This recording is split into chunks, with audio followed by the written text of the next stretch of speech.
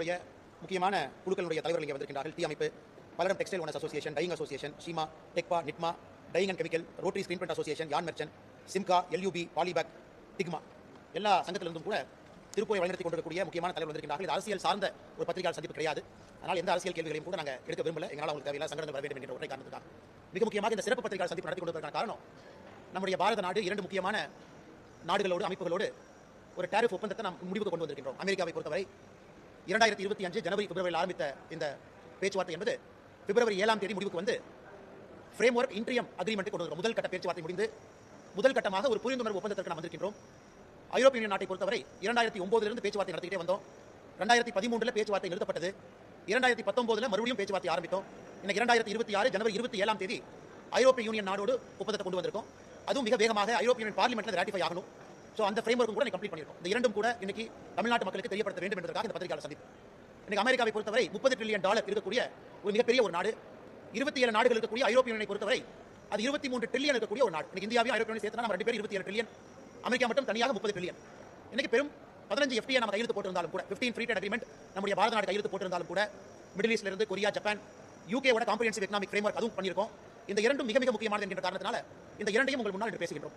திருப்பூர்ல இருந்து இன்னைக்கு சங்கங்கள் வந்திருக்கின்ற காரணத்தினால மிக முக்கியமாக இன்னைக்கு இந்த பகுதி திருப்பூருடைய வளர்ச்சி இன்னும் ஒரு 5 லிருந்து 10 ஆண்டு காலகட்டத்தில் இங்க இருக்கக்கூடிய தலைவர்களுடைய தலைமையில் மிகப்பெரிய பரிமாணமான ஒரு வளர்ச்சி திருப்பூருக்கு நம்ம பார்க்க போறோம். சமீபத்தில் 10 fastest growing cities in the world 2035 முடியும் பொழுது உலகத்தினுடைய 10 வேகமாக வளரக்கூடிய நகரங்கள் எது அப்படிங்கிற பட்டியல ஆக்ஸ்போர்ட் எகனாமிக்ஸ் போட்டிருந்தாங்க. இதுல ஆச்சரியம் என்னன்னா, அந்த 2018 இருந்து 2035 வரை வளரக்கூடிய வேகமான 10 நகரங்கள் 10 நம்முடைய நாட்டில் தான் இருக்கு. முதல் நகரம் சூரத், ஆக்ரா, பெங்களூரு, ஹைதராபாத், நாக்பூர், திருப்பூர், ராஜ்கோட், திருச்சிராப்பள்ளி, சென்னை, விஜயவாடா.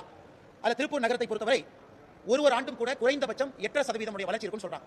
2035 முடியும் பொழுது உலகத்தினுடைய வேகமாக வளரக்கூடிய நகரத்தில் திருப்பூருடைய பட்டியல் 6லும், திருச்சிராப்பள்ளி 8லும், சென்னை 9லும் இருக்கும். அதாவது வேகமாக வளரக்கூடிய வளர்ச்சி. இதுக்கெல்லாம் மிகப்பெரிய அஸ்திவாரம் என்பது தொழில்துறை, பிசினஸ் மட்டும்தான். இன்னைக்கு திருப்பூர் மட்டுமே டெக்ஸ்டைல் அலைடு செக்டர்ஸ், ஒருங்கிணைந்த டெக்ஸ்டைல் இண்டஸ்ட்ரி கிட்டத்தட்ட 1 மில்லியனுக்கு மேற்பட்ட வேலை வாய்ப்பு உருவாக்குறாங்க. இந்த 2 ட்ரேட் ஒர்க் அக்ரிமெண்ட் நம்ம பார்க்கும்போது 2030 இன்னும் 4 ஆண்டுகள் முடியும் பொழுது இன்னும் 50%, இன்னும் 5 லட்சம் பேர் திருப்பூரை ஒட்டி மட்டுமே அவர்களுக்கு எக்ஸ்ட்ரா வேலை வாய்ப்பு ஜெனரேட் ஆகக்கூடிய ஒரு விஷயத்தை நம்ம பார்க்கிறோம். 1 மில்லியன் 10 லட்சத்திலிருந்து 15 லட்சமாக இந்த வேலை வாய்ப்பு ஃபார்மல் எம்ப்ளாய்மெண்ட் உயர போகுது. அதே போல திருப்பூருடைய எக்ஸ்போர்ட் செக்டர் இன்னைக்கு 40,000 கோடி ரூபாய் ஏறத்தாழ இருக்கிறோம். டொமஸ்டிக் மார்க்கெட் 40,000 கோடி ரூபாய் இருக்கிறோம். மொத்தமாக திருப்பூரை பொறுத்தவரை 80,000 கோடி ரூபாய் இன்னைக்கு தொழில்துறை திருப்பூர் இருக்கு. அதில் அமெரிக்காவுக்கு மட்டுமே சராசரியாக ஒரு 13,000 கோடி ரூபாய்க்கு வர்த்தகம் செய்கிறோம். ஐரோப்பிய யூனியன், அங்க இருக்கக்கூடிய பிரிட்டன், யுனைடெட் கிங்டம் 2 பேர்த்தையும் சேர்த்தணும் அப்படின்னா அது கிட்டத்தட்ட ஒரு 18,000 19,000 கோடி. இப்ப திருப்பூருடைய 40,000 கோடி ரூபாய் எக்ஸ்போர்ட், டெக்ஸ்டைல் எக்ஸ்போர்ட்ல அமெரிக்கா, ஐரோப்பிய யூனியன், யுனைடெட் கிங்டம் இந்த 3 அமைப்புகள் மட்டுமே முழுமையாக 32,000 கோடி வந்தது. மிச்சம் 8,000 கோடி உலகம் முழுவதுமே ஒப்பந்தம் பண்றாங்க. இது மிக வேகமாக இரட்டிப்பாக போறதை நம்ம பார்க்கிறோம். இந்த 2 அக்ரிமெண்ட்னால என்ன லாபம்னு கேட்டீங்கன்னா, திருப்பூருடைய வளர்ச்சி, தொழில்துறையினுடைய வளர்ச்சி, இன்னும் நிறைய லட்சம் மக்களுக்கு வேலை வாய்ப்பு ஏற்படக்கூடிய ஒரு வாய்ப்பு. இன்னைக்கு அமெரிக்காவை மட்டும் நம்ம எடுத்துக்கிட்டோம் அப்படின்னா, இன்னைக்கு அமெரிக்காவை பொறுத்தவரை நம்ம டெக்ஸ்டைல் செக்டர் அமெரிக்காவுக்கு மொத்தமாக இருக்கக்கூடிய $120 பில்லியன் மார்க்கெட்ல இன்னைக்கு இந்தியாவுடைய கையில $9.8 பில்லியன் தான் இருக்கு. சைனா 32 பில்லியன் பண்றாங்க, வியட்நாம் 17 பில்லியன், நாம 9.8 பில்லியன் பண்றோம். இது மிக வேகமாக குறைந்தபட்சம் 2030 வரும்பொழுது இது 13 இருந்து 14 பில்லியன் டாலருக்கு போகும் என்கின்ற ஒரு கணிப்ப பொருளாதார வல்லுநர்கள் சொல்றாங்க. ஐரோப்பிய யூனியனை பொறுத்தவரை 27 நாடுகள் இருக்கக்கூடிய அமைப்பை பொறுத்தவரை அங்க இன்னைக்கு $248 பில்லியன் அதனுடைய மொத்த டெக்ஸ்டைல் அவங்க வெளியிருந்து வாங்குறாங்க. அதுல இந்தியா வந்து 5% தான் நமக்கு அதுல இருக்கு. 2030 முடியும் பொழுது 10%க்கு நம்ம போவோம். அங்கேயும் கூட இரட்டிப்பாக போடும். குறைந்தபட்சம் இன்னும் 4 இருந்து 5 ஆண்டுகள் காலகட்டத்தில் அமெரிக்காவாக இருக்கட்டும், ஐரோப்பிய யூனியனாக இருக்கட்டும், இங்க இருக்கக்கூடிய தலைவர்களுடைய தலைமையில திருப்பூரை பொறுத்தவரை 40,000 கோடி என்று சொல்லக்கூடிய எக்ஸ்போர்ட் என்பது குறைந்தபட்சம் 60,000 கோடி ரூபாய்க்கு வேகமாக செல்ல போகிறது. அது மிகப்பெரிய ஒரு மகிழ்ச்சியான செய்தி நமக்கு கிடைக்கிறது. அது மட்டும் இல்ல, நம்முடைய பத்திரிகை நண்பர்களுக்கு இன்னொரு விஷயத்தையும் கூட தெரியப்படுத்த விரும்புகிறோம். உலக நாடுகளை பொறுத்தவரை ட்ரம்ப் அவர்கள் வந்த பிறகு வரி விதிப்பு அதிலிருந்து யாருமே தப்பிக்க முடியாது. இன்னைக்கு நம்முடைய காம்படிட்டர்ஸாக இருக்கக்கூடிய வியட்நாமா, பங்களாதேஷா, டெக்ஸ்டைல் இருக்கக்கூடிய நாடுகள் நம்ம எடுத்துக்கிட்டோம்னா, ட்ரம்பை பொறுத்தவரை ஒரு நாடும் கூட பேலன்ஸ் ஆஃப் ட்ரேட் டிஃபிசிட் எவ்வளவு இருக்கோ அதை பொறுத்து வரி போடுறாங்க. இன்னைக்கு இந்தியாவை பொறுத்தவரை அமெரிக்காவுக்கு $86 பில்லியன் நாம எக்ஸ்போர்ட் பண்றோம், $41 பில்லியன் இம்போர்ட் பண்றோம். அப்ப $45 பில்லியன் நம்ம கிட்ட பாசிட்டிவா பேலன்ஸ் ஆஃப் ட்ரேட் இருக்கு. இப்ப ட்ரம்பை பொறுத்தவரை எந்த நாடுகள் அமெரிக்காவை பொறுத்தவரை அதிகமான எக்ஸ்போர்ட்டும் கம்மியான இம்போர்ட் இருக்கோ எல்லா நாட்டுக்கும் வரி போட்டுட்டே வராங்க. அதுல இந்தியாவுக்கு ஆரம்ப காலகட்டத்தில் 25% போட்டாங்க. ரஷ்யா இருந்து ஆயில் வாங்குறதுக்காக இன்னும் ஒரு 25%, 50% இருந்துச்சு. நவம்பர் 2025 குறியீடை பார்க்கும்போது நவம்பர் 24 to நவம்பர் 25 திருப்பூர்ல இருந்து அமெரிக்காவுக்கு போகக்கூடிய எக்ஸ்போர்ட் மட்டுமே 31 விழுக்காடு குறைந்திருந்தது. அந்த ஒரு ஆண்டு கணக்கு எடுத்துக்கிட்டோம்னா நவம்பர் 24 to நவம்பர் 25 திருப்பூர்ல இருந்து அமெரிக்காவுக்கு செல்லக்கூடிய டெக்ஸ்டைல் அப்பேரல் பொருட்கள் 31% டவுன். அது கண்டிப்பா நமக்கு ஒரு பெரிய வீழ்ச்சி தான். எனக்கு முன்பு பேசின தலைவர் அவர்கள் சொன்னாங்க, ஒரு விதத்தில் அது உங்களுக்கு சங்கடமாக தான் இருந்துச்சு. பட் இருந்தும் இந்த ஒரு ஆண்டு காலம் பேச்சுவார்த்தைக்கு பிறகு எனக்கு இந்தியாவுக்கு உலக நாடுகள் மத்தியில் ஒரு காம்படிட்டிவான டாரிஃப் நமக்கு கிடைத்திருக்கு. 18 விழுக்காடு நமக்கு கிடைத்திருக்கு காம்படிட்டிவ் டாரிஃப். அமெரிக்காவை பொறுத்தவரை நட்பு நாடாக இருக்கக்கூடிய யூகேக்கு 10% கொடுத்துருக்காங்க. நீண்ட நாட்களாக அவர்களுக்குள்ள இருக்கக்கூடிய ஸ்பெஷல் ரிலேஷன்ஷிப், பிரிவிலேஜ் ரிலேஷன்ஷிப் காரணமா கொரியாக்கு 15% கொடுத்துருக்காங்க. இன்னைக்கு இந்தியாவுக்கு 18% அந்த டீல் நமக்கு கிடைத்திருப்பதே நம்முடைய பாரத பிரதமர் நரேந்திர மோடி அவர்கள் எவ்வளவு பொறுமையாக, சாதுரியமாக அமெரிக்காவோடு இந்த பேச்சுவார்த்தை நடத்தி திரு பியூஷ் கோயல் அவர்கள் அவருடைய குழு எவ்வளவு சிறப்பாக இதை கொண்டு வந்திருக்கிறார் என்பதற்கு ஒரு உதாரணம் 18 விழுக்காடு இன்னைக்கு இந்தியா அமெரிக்கா இந்த டீல்ல 18%. அதில் இன்னும் குறிப்பாக சொல்ல வேண்டும் என்றால் இந்த $86 பில்லியன் எக்ஸ்போர்ட்ல $41 பில்லியன் எக்ஸ்போர்ட்னா டாரிஃப்ல இருந்துச்சு. ஏன்னா அது வந்து ரெசிப்ரோக்கல் டாரிஃப். இன்னைக்கு அந்த $41 பில்லியன் டாரிஃப்ல கிட்டத்தட்ட 10 பில்லியன் ஜீரோ டியூட்டி ஆக்சஸ்ல இருக்கும். 31 பில்லியன் அந்த குட்ஸ் மட்டும் 18% இருக்கு.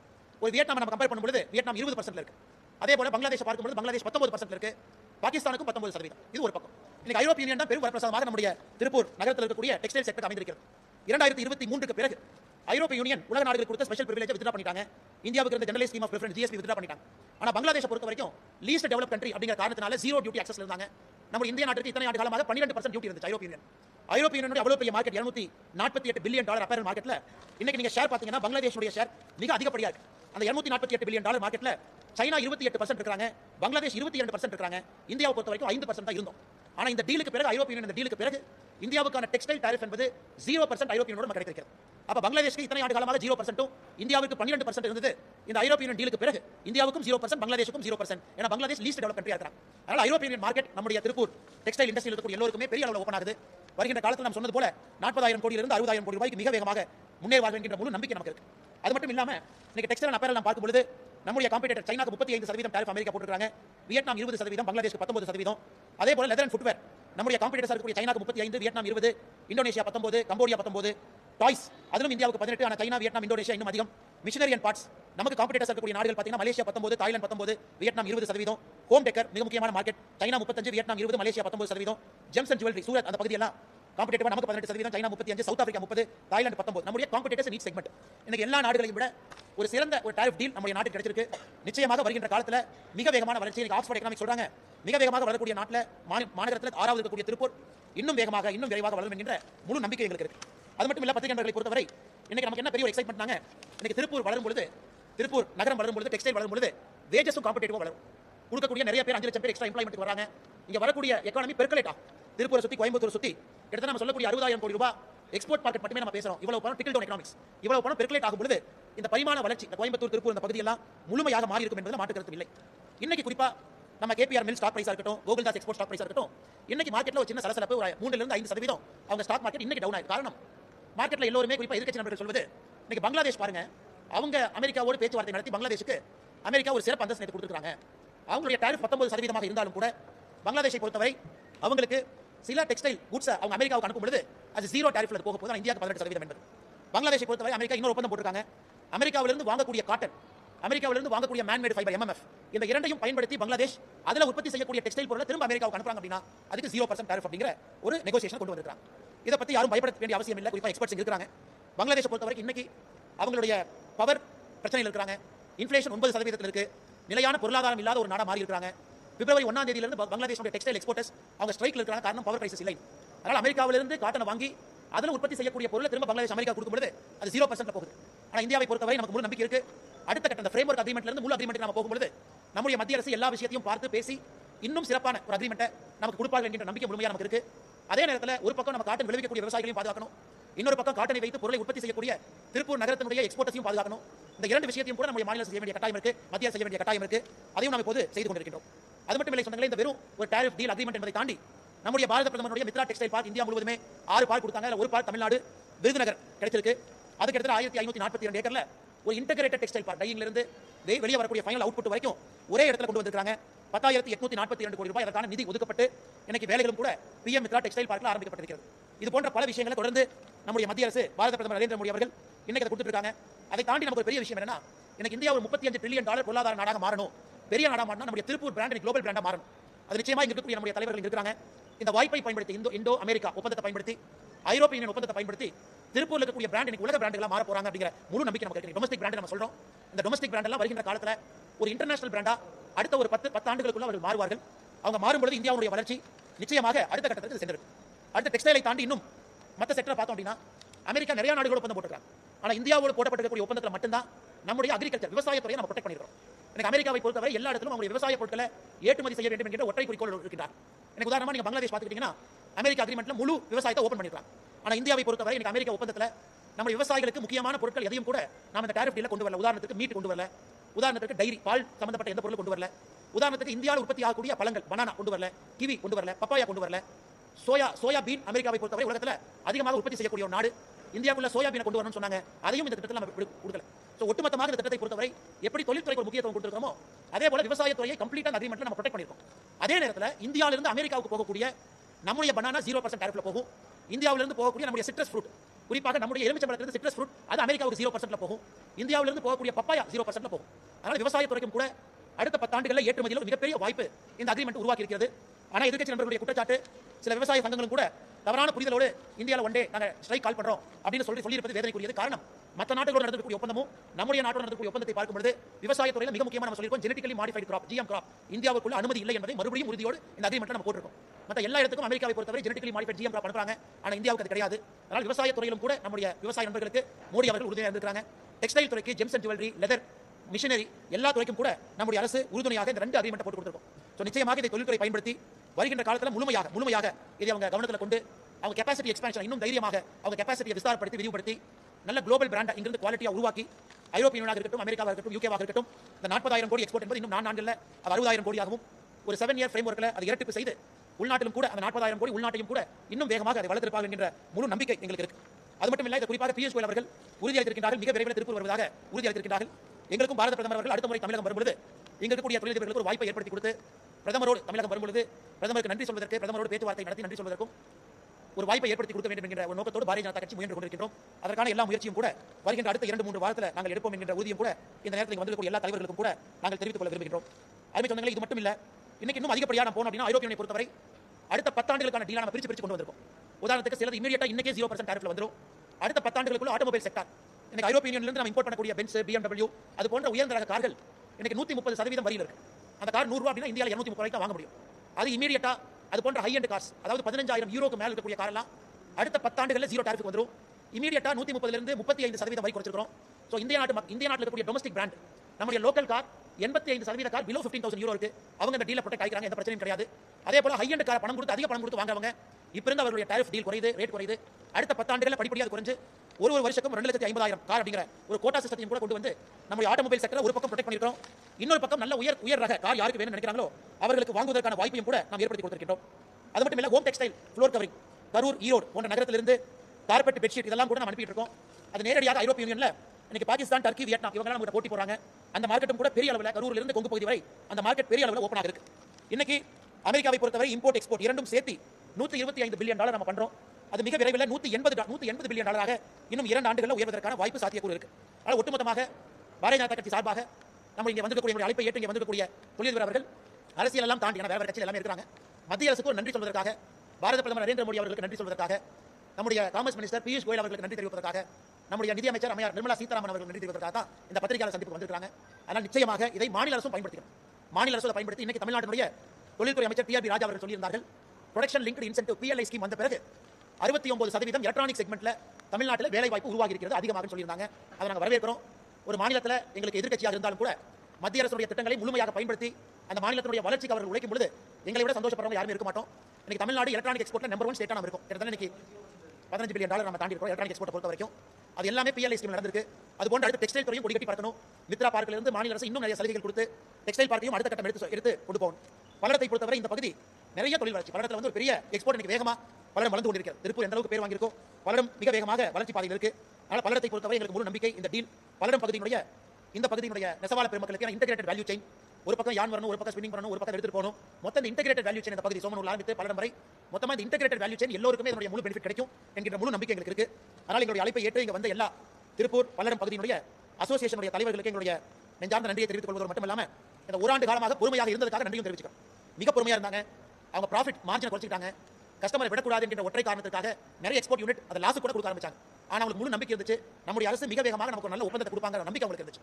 அதனால் பொறுமையாக இருந்த எல்லா திருப்பூர் இந்த பகுதியினுடைய எல்லா சங்கத்தினுடைய தலைவர்களுக்கும் இந்த நேரத்தில் எங்களுடைய நெஞ்சார்ந்த நன்றிகளையும் வழக்கத்தையும் தெரிவித்துக் கொள்கிறோம். அதே நேரத்தில் பத்திரிகை நண்பர்களுக்கு சம்பந்தமான கேள்விகள் இருந்தால் கேள்விகள் பதில் சொல்லுங்க. நன்றி.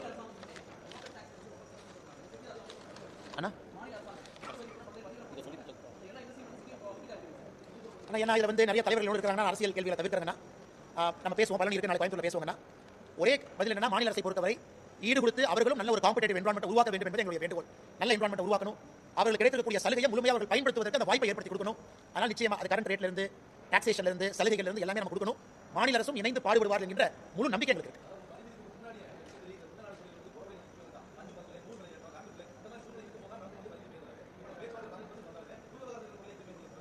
நான் அந்த இன்டெகிரேட்டட் வேல்யூ செயின் அப்படி நம்ம சொன்னோம்னா எனக்கு ஒரு எக்ஸ்போர்ட் ஒரு நிட்டட் நம்ம அனுப்புறோம், இங்கிருந்து நம்ம ஒரு பொருள் அனுப்புறோம், ஒரு டெக்ஸ்டைல் பொருள் அனுப்புறோம்னா அது திருப்பூர்ல இருக்கக்கூடிய யூனிட் மட்டும் பயன்பட போறதில்ல, பல்லடத்துல இருக்கக்கூடிய யூனிட் மட்டும் பயன்பட போறதில்ல, இங்க இருக்கக்கூடிய நெசவாள பெருமக்கள் எல்லாமே முழு இன்டெகிரேட்டட் வேல்யூ செயின் பயன்பட போறாங்க. ஏன்னா ஒரு பக்கம் மக்கள் நெய்யணும், ஒரு பக்கம் நூல் வரும்பொழுது அதை ஸ்பின் பண்ணணும், அதுல இருந்து யான் எல்லாத்துக்குமே இன்னைக்கு வந்து இல்ல முழுமையாக, ஏன்னா உங்களுக்கு ஒரு தண்ணி வரும்போது மொத்தமா எல்லாத்தையும் உயர்த்துவது போல இந்த பகுதி முழுவதுமே உயர்ந்து அடுத்த கட்டத்துக்கு போகும் என்கிற நம்பிக்கை எங்களுக்கு இருக்கு. அதே நேரத்தில் ஸ்ட்ரக்சரல் ப்ராப்ளம் நிறைய இருக்கு. அந்த ஸ்ட்ரக்சரல் ப்ராப்ளம் என்பது வரி விதிப்பிலிருந்து எலக்ட்ரிசிட்டி சார்ஜில் இருந்து ஸ்ட்ரக்சரல் ப்ராப்ளம் இருக்கு. அதுவும் வருகின்ற காலத்தில் கொஞ்சம் கொஞ்சமாக களையப்படும் என்கிற நம்பிக்கை இருக்கு. அதனால மெயினா வந்து இந்த பெசிமிசம், இந்த ஒரு ஆண்டு காலமாக பெசிமிசம், ஒரு பயம், அடுத்த கட்டம் செல்வோமா என்கின்ற ஒரு தடுமாற்றம், அதெல்லாம் இந்த ஒரு மாத காலத்தில் குறிப்பாக ஜனவரி 27ஆம் தேதி இந்தியா யூரோப்பியன் யூனியன் டீல், பிப்ரவரி 7ஆம் தேதி அமெரிக்காவோடு நாம் போட்டுக்கூடிய ஒப்பந்தம், இந்த ரெண்டும் சேர்ந்து நிச்சயமா ஒரு பாசிட்டிவிட்டியை கொடுத்திருக்கு. அதான் எங்களுக்கு மிகப்பெரிய சந்தோஷம். நம்முடைய முரளிதர் மகோல் அவர்கள் மத்திய இணையமைச்சர் கோஆபரேட்டிவ் செக்டார், அவங்க முந்தின வந்து உங்களை சந்திச்சு போயிருக்காங்க. அவங்க அடுத்த 2 மாத காலம் தமிழகத்தினுடைய இந்த பகுதியினுடைய கோஆபரேட்டிவ்ஸ்க்கு சிறப்பு கவனம் கொடுக்க போறாங்க. அது மட்டும் இல்ல, திரு அமித்ஷாஜி அவர்கள் இந்த துறையினுடைய அமைச்சராக இருக்கிற காரணத்தினால அவர்களோடு ஒரு சிறப்பு சந்திப்பையும் கூட பல்லடம் இந்த பகுதியினுடைய கோஆபரேட்டிவ் இருக்கக்கூடிய தலைவர்களை மிக விரைவில் டெல்லிக்கு கூட்டிட்டு போய் ஒரு சந்திப்பை ஏற்படுத்த போவதாக நேற்று உறுதியளித்திருக்கிறார்கள். அதனால ஒட்டுமொத்தமாக பார்க்கும்போது பிரச்சனை இருக்கு இல்லை என்று சொல்லவில்லை, அந்த பிரச்சனையை கொஞ்சம் கொஞ்சமாக களைவோம். அதே நேரத்தில் இது மிகப்பெரிய ஒரு பாசிட்டிவ் அக்ரிமெண்ட். திருப்பூருக்கு அந்த திறமை இருக்கு. ஃபீனிக்ஸ் பறவை போல ஒரு வளர்ச்சியாக இருந்த ஒரு பகுதியில் கடந்த 30 ஆண்டு காலமாக 1984 பிறகு 40 ஆண்டு காலத்தில் ஒரு பெரிய ஒரு சாம்ராஜ்யத்தை உருவாக்கி இருக்காங்க இருக்கக்கூடிய நண்பர்கள். அது இன்னும் வேகமாக இன்னும் விரைவாக மாற்றுவார்கள் என்ற நம்பிக்கை இருக்கு. அதான் நான் படிச்சு காமிச்சேன். உலகத்தினுடைய 10 வேகமாக வளரக்கூடிய நகரத்தில் திருப்பூர் 6வது இடத்துல இருக்கு. சாதாரண வேலை இல்லைங்க. இப்ப இருந்து 2035 வரைக்கும் ஒரு வருஷமும் 8.36% வளர்ச்சி இருக்கு, growth. அதை நீங்க கம்பவுண்ட் பண்ணி பாருங்க. ஆனால் இன்னைக்கு திருப்பூர் கோயம்புத்தூர் இந்த பகுதியில் யார் இருக்காங்களோ மிகப்பெரிய அட்வான்டேஜ் அவங்களுக்கு காத்திருக்கு. அதை முழுமையாக பயன்படுத்துவாங்க நம்பிக்கை இருக்கு.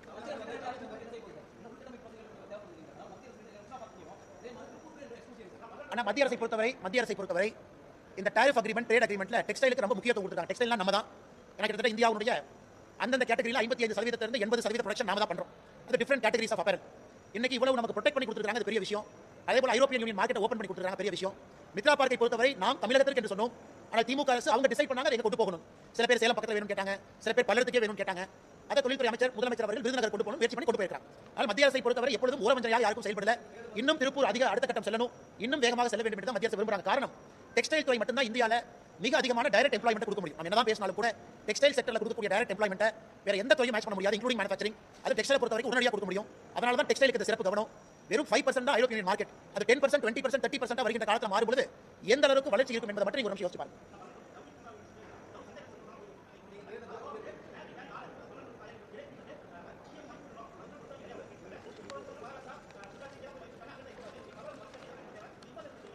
ஆனா இன்னைக்கு இந்த அமெரிக்காவோட 18% டாரிஃப் டீல் சொன்னதுல சில்க்கு வந்து 0%.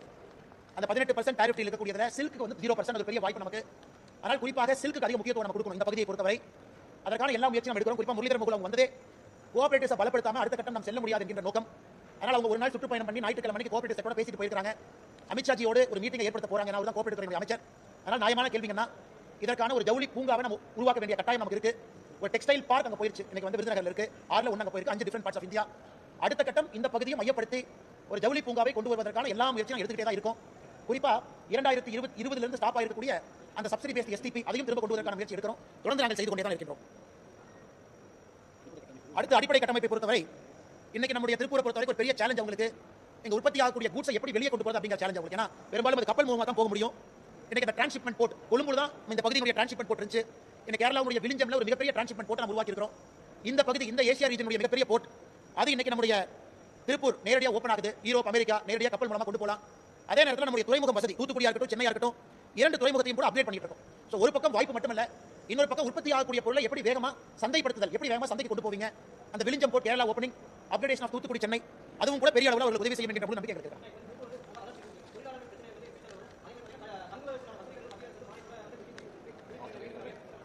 ஆனா அது ஆல்ரெடி பேச ஆரம்பிச்சிருக்காங்கன்னா நெக்ஸ்ட் லெவல் ஆஃப் growth பொறுத்த வரைக்கும் இன்னைக்கு தொழிலாளர்களுடைய நலனுக்கும் முக்கியத்துவம் கொடுக்கணும்.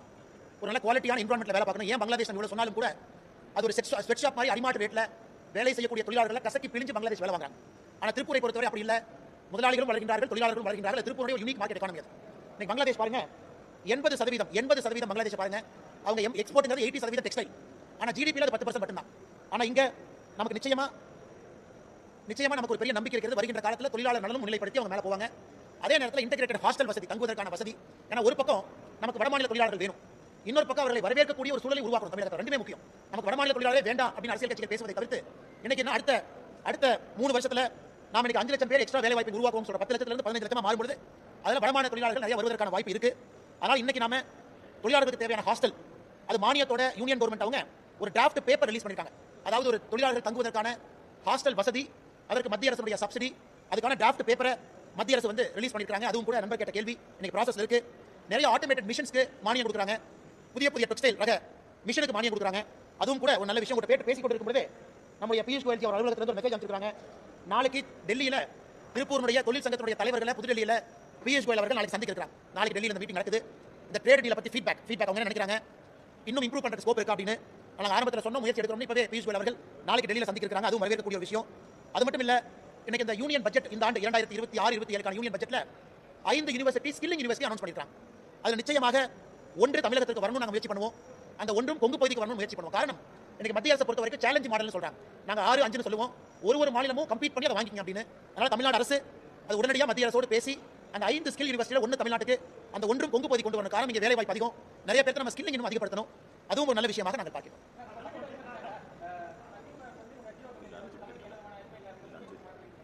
ஆனா நீங்க ஒரே நிமிஷம் இருந்தீங்கன்னா நம்ம தொழில்துறைக்கு நன்றி சொல்லிட்டு அவங்க போனதுக்கு அப்புறம் நீங்க கேட்க கேள்வி பதில் சொல்லணும். சரிங்கண்ணா, அவங்க அரசியல் கேள்வி பதில் சொல்லி அவங்க சண்டை போட்டாங்க, தப்பா போயிடும்.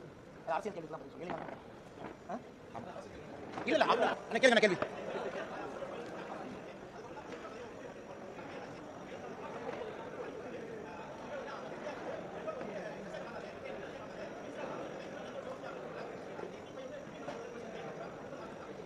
நம்முடைய வெளியுறவுத்துறை செயலாளர் அவர்கள் இதுக்கு பதில் சொல்லியிருக்காங்க. நேற்று இந்தியாவை பொறுத்தவரை நம்முடைய எரிபொருள் பெட்ரோலியம் ப்ராடக்ட் உலக நாடுகளில் எங்க காம்படிட்டிவா இருக்கோ அங்க இந்தியா வாங்கும் அப்படின்னு நம்ம சொல்லியிருக்கோம். இதுதான் மத்திய அரசுடைய அதிகாரப்பூர்வமான பதில். பியூஷ் கோயல் அவர்கள் வந்து பத்திரிகையாளர் சந்திப்பில் இதே கேள்வியை கேட்டபொழுது ட்ரேடு என்னுடைய இலாக்கா, நான் பதில் சொல்லிட்டேன், அதை வெளியுறவுத்துறை தான் சொல்ல வேண்டும் என்று சொல்லியிருந்தார்கள். இந்த அக்ரிமெண்ட்டுக்கும் ரஷ்யால இருந்து வாங்கக்கூடிய ஆயிலுக்கு என்ன சம்பந்தம், வெனிசுலால இருந்து ஆயில் வாங்க போறோமா அப்படிங்கிற கேள்விக்கு வெளியுறவு செயலாளர் அவர்கள் சொல்லியிருக்கக்கூடிய பதில், இந்தியாவை பொறுத்தவரை உலக நாடுகளில் எங்க பெட்ரோலியம் ப்ராடக்ட் எரிபொருள் காம்படிட்டிவா இருக்கோ அங்க இந்தியா போய் நம்ம வாங்குவோம். நம்முடைய சாவரினிட்டி, அதாவது நம்முடைய நாட்டினுடைய இறையாண்மை என்பது எங்கேயுமே நம்ம காம்ப்ரமைஸ் பண்ணல. ஏன்னா இந்த டீல்ல உங்களுக்கே தெரியும் எந்த நாட்டுக்கும் இல்லாத ஒரு பர்சன்டேஜ் நமக்கு கிடைச்சிருக்கு. காம்படிட்டிவ் வியட்நாம் நான் உங்களுக்கு உதாரணத்துக்கு சொன்னேன் 19, கம்போடியா 20, சைனா 35%, இந்தியாவை பொறுத்தவரை 18%. அதுல மிக முக்கியமானது எல்லா நாடுகளுமே அமெரிக்காவுடைய விவசாய பொருளை உள்ள விட்டுட்டாங்க.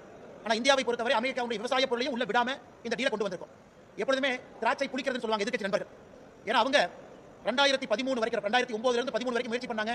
ஐரோப்பிய யூனியனோட அவங்க டீல் பண்ண முடியல. இன்னைக்கு நாம் இந்த சாதனையை செய்த காரணத்தினால காங்கிரஸ் கட்சி, குறிப்பாக மரியாதைக்குரிய எதிர்க்கட்சி தலைவர் திரு ராகுல் காந்தி அவர்கள் எல்லோருமே அந்த பழம் புளிக்குது அப்படிங்கிற மாதிரி தேவையில்லாத அபாண்டமான சில குற்றச்சாட்டுகளை வைக்கிறார்கள். அதையும் மத்திய அரசு எந்த இடத்துல மறுக்கணுமோ மறுத்திருக்காங்க. அதனால கொஞ்சம் சத்தமா கேளுங்க. மத்திய அரசை பொறுத்தவரை நம்ம எல்லா இடத்துலயுமே பட்ஜெட்டை பத்தி நம்ம பேசிட்டு இருக்கோம். பத்திரிகையாளர் சந்திப்பு திருப்பூர்ல முரளிதர் மகோல் அவங்க பேசினாங்க. இன்னைக்கு தமிழகத்திற்கு என்னெல்லாம் கொடுத்திருக்கோம் நம்ம பட்டியல் போட்டிருக்கோம். ஒரு ஆண்டை போல இந்த ஆண்டும் கூட தமிழகத்தை பொறுத்தவரை ரயில்வே துறையில ஹை ஸ்பீட் ட்ரெயின் நம்ம பேசியிருக்கோம். சென்னை, பெங்களூர், சென்னை, ஹைதராபாத் நம்ம பேசியிருக்கோம். இந்த ஆண்டு மொத்தமா எல்லா ஹை ஸ்பீட் ரயில் நெட்வொர்க்கு 16 லட்சம் கோடி ரூபாய் ஒதுக்கி இருக்காங்க. அது மட்டும் இல்லாம 10,000 கோடி ரூபாய் பார்மசூட்டிகள் ஒதுக்கி இருக்கோம். 6 பெரிய பார்க் வருது. எத்தனையோ விஷயங்கள் நாம் சொல்லியிருப்பது எல்லாமே தமிழ்நாட்டுக்கு பொருந்தும். நம்ம எத்தனை மாநிலத்துடைய பேர் அந்த பட்ஜெட்ல பயன்படுத்தி இருக்கிறோம். மாநிலம் எல்லாருக்கும் பொதுப்படையான ஒரு பட்ஜெட் அறிவிச்சிருக்கோம். இது தமிழ்நாடு அரசு பட்ஜெட் போடும்போது திருப்பூருக்கு, கோயம்புத்தூருக்கு, சென்னைக்கு, காஞ்சிபுரத்துக்கு போட போறாங்களா? தமிழ்நாட்டுக்கு தான் போட போறாங்க. நம்ம பயன்படுத்திக்க போறோம். அதுக்கு என்னுடைய ஊர் பேர் இல்லைன்னு கோயம்புத்தூர்காரங்க ஸ்ட்ரைக் பண்ண போறாங்களா? அதாவது எங்களுக்கு கொடுக்க வேண்டிய நிதி வரல சொல்லட்டும் பதில் சொல்றோம். இந்த பட்ஜெட்ல எல்லாத்துக்கும் அறிவிச்சாங்க, தமிழ்நாட்டுக்கு மட்டும் ஓரவஞ்சனையா அந்த பணத்தை ரிலீஸ் பண்ண மாட்டாங்க சொல்லட்டும் நாங்க பதில் சொல்றோம். ஆனால் இந்த பட்ஜெட்டை பொறுத்தவரை தமிழகத்திற்கு பல விஷயங்களை இந்தியா முழுவதும் காமன் ஸ்கீமா சொல்லியிருக்கோம், தமிழ்நாட்டுக்கும் பொருந்தும். இதை நேத்து பாராளுமன்றத்தில் நிதியமைச்சர் திருமதி நிர்மலா சீதாராமன் அவர்கள் பாயிண்ட் பை பாயிண்ட் ரிப்போர்ட் கொடுத்திருக்காங்க. உங்க தொலைக்காட்சியில கூட அதை நீங்க ஒளிபரப்பு பண்ணீங்க. அதுக்கான நேரம் காலம் இருக்குங்கன்னா நம்ம என்ன பிப்ரவரியில தான் இருக்கோம், என்ன டைம் இருக்கு. அந்த நேரம் காலம் வரும்போது தேர்தலை பத்தி பேசுவாங்க. அந்த கேசவ நாயகம் அவர்களை பொறுத்தவரை பாரதிய ஜனதா கட்சியில நீண்ட காலமாக சிறப்பாக பணி செய்த நம்முடைய அமைப்பு பொதுச்செயலாளர் அவர்கள் நிறைய தேர்தலை சந்திச்சிருக்காங்க. நல்ல ஒரு மனிதர், கடுமையாக உழைக்கக்கூடியவர், ரொம்ப எளிமையாக வாழக்கூடியவர். அவங்க RSS பிரச்சாரத்தில் இருக்காங்க. அவங்களுக்கு எந்த பொறுப்பும் கூட ஒரே பொறுப்பு தான். அது சங்கத்திலிருந்து RSS இயக்கத்திலிருந்து பாரதிய ஜனதா கட்சிக்கு கொடுக்கப்பட்டிருந்தார்கள். திரும்ப சங்கம் அவங்களுக்கு திரும்ப எடுத்து இன்னொரு பொறுப்பு கொடுத்திருக்காங்க. இன்னைக்கு ஒரு முக்கியமான பொறுப்புக்கு போயிருக்காங்க இங்கிருந்து. இன்னைக்கு இதே பாத்தீங்கன்னா கேரளா அமைப்பு பொதுச்செயலாளர் இல்ல, கர்நாடகா அமைப்பு பொதுச்செயலாளர் இல்ல, இன்னைக்கு தமிழ்நாட்டில் அமைப்பு பொதுச்செயலாளர் இல்ல, புதுச்சேரி மாநிலத்தில் அமைப்பு பொதுச்செயலாளர் இல்ல, புதிதில்லை. அதனால பத்திரிகை நண்பர்கள் டிபேட்ல நடத்துறீங்க. கேரளா, கர்நாடகா, தமிழ்நாடு, புதுச்சேரி 4 மாநிலத்திலும் கூட அமைப்பு பொதுச்செயலாளர் இல்லை. அந்த பொறுப்பு காலியா இருக்கு. ஏன்னா சங்கத்துக்கு அந்த பிரச்சாரத்தை அவங்க திரும்ப போன பிறகு அதற்கு என்ன சங்கத்திலிருந்து இன்னும் புதியவங்க கொடுக்கல. காரணம் இந்த ஆண்டும் கூட சங்கத்துக்கும் திறமையானவங்க தேவைப்படுறாங்க. சங்கம் தான் கூட சொல்லணும். ஏன்னா 100 ஆண்டு காலம் விழா நடக்குது இந்தியா முழுவதுமே, நிறைய வேலைகள் இருக்கு. அதனால கேசவ நாயகம் அவர்கள் காலையில் கமலாலயத்தை சந்தித்து விட்டு வந்தோம். மிகச் சிறப்பாக பணியாற்றியதற்காக நாங்கள் எல்லாம் இணைந்து அவருக்கு எங்கள் நன்றியை தெரிவித்திருக்கின்றோம். கேசவ நாயகம் அவர்களை பொறுத்தவரை அவர் பிரச்சாரக், அவங்க வேலையை முடிச்சு அவங்க கிளம்பிட்டாங்க, அவ்வளவுதான். அவர் அரசியல்வாதி கிடையாது. அதனால் அவரை பற்றி தேவையில்லாத ஒரு விவாதமோ தேவையில்லாத வீண் சர்ச்சைகளோ அதெல்லாம் முடிவுக்கு வரும் என்கின்ற ஒரு எண்ணமும் எனக்கு நேரத்தில் இருக்கு. என்ன கருத்து சொன்னேன், அமெரிக்கா போய் ஒப்பந்தம் பண்றோம் இல்ல கருத்து வேற பேசுங்க. அவங்களே அவர் செய்யறாரு, ஏன் வேலை நான் செய்யறேன். ஆனா இல்லைங்க, ஆனா எய்ம்ஸ் உங்களுக்கு மிக தீவிரமா சொல்லிட்டோம் எல்லாமே. 11 மருத்துவக் கல்லூரி மட்டுமல்ல, எனக்கு இந்தியாவில் அதிகப்படியான அரசு மருத்துவக் கல்லூரி இருக்கக்கூடிய ஒரு மாநிலமும் தமிழகம் தான். அது எல்லாத்துக்கும் தெரியும். ஒரே நேரத்தில் எந்த மாநிலத்துக்கும் ஒரே ஷாட்ல 11 கொடுக்கல, அது தமிழ்நாடு தான். எய்ம்ஸை பொறுத்த வரைக்கும் பணிகள் நடக்கிறது நீங்க எல்லாம் பாக்குறீங்க, நடந்துட்டு இருக்கு. முழு பயன்பாட்டிற்கு விரைவில் வர இருக்கு, அதுவும் உங்களுக்கு பார்த்துட்டு இருக்கீங்க. ஆனா முதலமைச்சர் மு க ஸ்டாலின் அவர்கள் நம்முடைய மாநிலத்திற்கு இத்தனை ஆயிரம் கோடி செலவு செய்து எய்ம்ஸ் கொடுக்குறாங்க, அதை போய் பார்க்கலாம் அப்படின்னு போய் பார்த்தாரா? இதனை மதுரை வந்து மு க ஸ்டாலின் கீழ் இல்லையா? மதுரை தனி சோனா? தமிழ்நாட்டில் முதலமைச்சர் கீழே மதுரை வராதா? எத்தனை முறை மதுரைக்கு போறாரு? ஒரு முறையாவது முதலமைச்சர் அவர்கள் எய்ம்ஸ் கட்டணம் எங்க வேலை நடக்குதோ போய் எட்டி பார்த்து அந்த இன்ஜினியரை கூப்பிட்டு அரசு அதிகாரிகளை கூட்டிட்டு போய் என்ன நடக்குதுன்னு பார்க்கலாமே. ஒருவேளை தாமதமா இருந்தா அங்கிருந்தே போன் பண்ணி அமைச்சர்கிட்ட பேசலாமே. இத்தனை முறை 5 ஆண்டுகள் எத்தனை முறை தமிழ்நாட்டின் முதலமைச்சர் மு க ஸ்டாலின் மதுரை போயிருக்கார்? அந்த எய்ம்ஸ் பக்கம் போயிருக்காரா? அதனால முதலமைச்சர் மு க ஸ்டாலின் அவர்களை பொறுத்தவரை எய்ம்ஸ் வரக்கூடாது என்பதற்காக 4 ஆண்டு காலமா வேலை பார்த்தார். எய்ம்ஸ் பகுதிக்குள்ள இருக்கக்கூடிய மரத்தை கட் பண்றதுக்கான லைசன்ஸே கொடுக்கல. மரத்தை கட் பண்றதுக்கு 1 வருஷம், லேண்டை எடுப்பதற்கு டிலே. ஒன்றொன்றும் கூட மாநில அரசு எவ்வளவு டிலே பண்ண முடியுமோ, எவ்வளவு மோசமாக காலம் தாழ்த்த முடியுமோ, அங்க இருக்கக்கூடிய பஞ்சாயத்து ஆரம்பித்து எல்லா தமிழ்நாட்டு அரசுடைய துறைகளை வைத்து அவ்வளவு வேலை செஞ்சு பார்த்தாங்க. அதெல்லாம் தாண்டி இன்னைக்கு எய்ம்ஸ் நிக்குது. அதனால எங்களுக்கு வேண்டாம், அது வரலைன்னு சொல்றது எழுதுங்கண்ணா. ஆனா மாநில அரசுடைய 0% கோஆபரேஷனோடு எந்த ஒத்துழைப்பும் கொடுக்காம இன்னைக்கு பாரதிய ஜனதா கட்சி அரசு, மத்திய அரசு நம்முடைய கையில மாநிலத்தில் பார்வர்ஸ் இல்ல, அரசாங்கம் நம்முடைய கிடையாது, 4 ஆண்டுகளாக நம்ம இல்ல, அதையும் தாண்டி இந்த அளவுக்கு கொண்டு வந்திருக்கோம். அதனால குற்றம் சாட்டக்கூடிய முதலமைச்சர் எய்ம்ஸ் பார்வையிட்டு குற்றம் சாட்டா நாங்க ஏத்துக்கிறோம். எய்ம்ஸ் பக்கமே போகாதவர், வெறும் அசம்பிளியில மட்டும், லெஜிஸ்லேட்டிவ் அசம்பிளியில மட்டும் மைக் எடுத்து பேசுறவர், மேடையின் மீது பேசுறவர், கொஞ்சம் கூட அக்கறை இல்லாத முதலமைச்சராக தான் இருந்திருக்கலாம். அதனால எய்ம்ஸ் மிக மிக விரைவில் மக்கள் பயன்பாட்டுக்கு வர இருக்கிறது, எந்த மாற்று கருத்தும் இல்லை. ஆனா இன்னைக்கு ராணுவத்தை பொறுத்தவரை சூப்பர் அனிவேஷன் ஒரு பணியில சேர்ந்து சூப்பர் அனிவேஷன் ஆகிருக்கிறவங்க அதன் பிறகு டாக்ஸ் கட்டுறாங்க, வருமான வரி கட்டுறாங்க. இன்னைக்கு ராணுவத்தில் சேர்ந்து இடையில உங்களுக்கு இன்ஜுரி ஆயிருச்சு அப்படின்னா உங்களுக்கு 2 ப்ராசஸ் இருக்கு. ஒன்று, இன்ஜுரி ஆன பிறகு ராணுவத்திலே கண்டினியூ பண்றது, இன்ஜுரி ஆன பிறகு ராணுவத்திலிருந்து வெளியே வந்துறது. இன்னைக்கு நீங்க கேட்கிற கேள்வி என்னன்னா, இன்ஜுரி ஆன பிறகு ராணுவத்திலேயே கண்டினியூ ஆகி ரிட்டையர் ஆனவங்களுடைய பணத்துக்கு இன்னைக்கு வருமான வரி போட்டுருக்காங்க அப்படிங்கிறது உங்களுடைய கேள்வி. ஆனா இன்ஜுரி ஆகி ராணுவத்திலிருந்து வெளியே வந்தவங்களுக்கு வாங்கக்கூடிய பென்ஷனுக்கு வருமான வரி கிடையாது, அது எதுவுமே வருமான வரி இல்லை. அதனால இது பல இடத்துல நிறைய பேர் கோரிக்கை வச்சிருக்காங்க, மத்திய அரசுடைய கவனத்துக்கு போயிருக்கு. மத்திய அரசு எல்லாத்தையும் பார்த்துட்டு தான் ஒரு முடிவு எடுத்திருக்காங்க. ஏன்னா ராணுவத்தை பொறுத்த வரைக்கும் வெல்ஃபேர் அசோசியேஷன் நிறைய இருக்கு, அவருடைய பிரச்சனையை எப்பொழுதுமே மத்திய அரசு காது கொடுத்து அதிக முக்கியத்துவம் கொடுத்து கேட்பாங்க. அதனால நல்ல தீர்வு மிக விரைவில் அவங்களுக்கு கிடைக்கும் நம்பிக்கை எனக்கு. இல்ல ஆனா என்டிஏவுடைய கூட்டணி இன்னும் விஸ்தாரமாகிக் கொண்டிருக்கிறது, விரிவாகிக் கொண்டிருக்கிறது. ஆனால் வருகின்ற காலத்தில் இன்னும் நிறைய நாட்கள் இருக்கு. கூட்டணியில் சேராத கட்சிகளும் வேகமாக ஒரு நல்ல முடிவெடுத்து திராவிட முன்னேற்ற கழகத்தை வீழ்த்துவதற்கு தேசிய ஜனநாயக கூட்டணியோடு இணைவார்கள் என்கின்ற முழு நம்பிக்கை இருக்கிறது.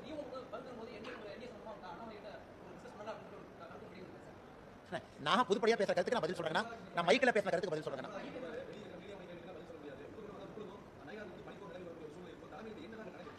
பண்ணி போர் கோல்டு வார் ஹாட் வார் ஒன்றும் கிடையாதுங்கண்ணா. நான் எல்லா பத்திரிகை மாவட்ட தலைவர் அவங்க புதுச்சேரி அண்ணா வந்து இந்த டீலை பத்தி பேசுறோம், நாங்க பேசுறோம். நேரம் இங்கிருந்து பழனி போய் பழனியில மாவட்டமாக அறிவிக்க சொல்லக்கூடிய போராட்டத்தில் பங்கேற்கிறேன், கட்சி வேலை தான் செய்கிறேன், சொல்லக்கூடிய வேலையெல்லாம் செய்கிறேன்.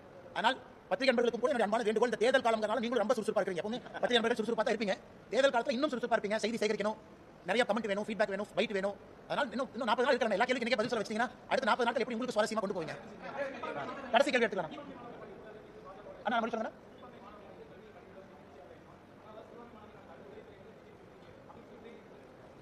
ஆனா எனக்கு தெரியலங்க, உதயநிதி ஸ்டாலின் அவர்கள் வாழ்க்கையில நியூஸ் பேப்பர் படிக்கிறாரா, டிவி பார்க்கறாரா, ஏதாச்சும் கூட இருக்கக்கூடிய செக்ரட்டரி ஏதாச்சும் கேட்கறாரா, காது கொடுத்தா டவுட்டா இருக்கு.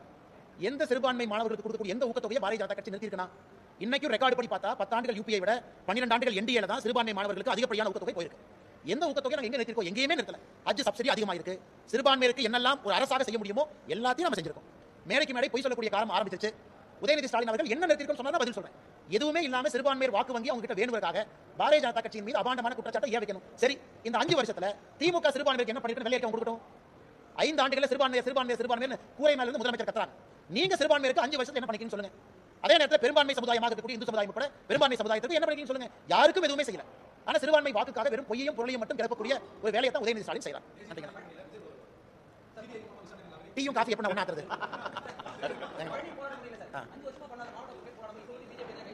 ஆனா இல்ல ஆனா பழனி போராட்டம் 2-3 போராட்டம் நடந்திருக்கு. இன்னைக்கு நடக்கக்கூடிய போராட்டம் என்பது எல்லா அரசியல் கட்சிக்கும் சொல்றோம்.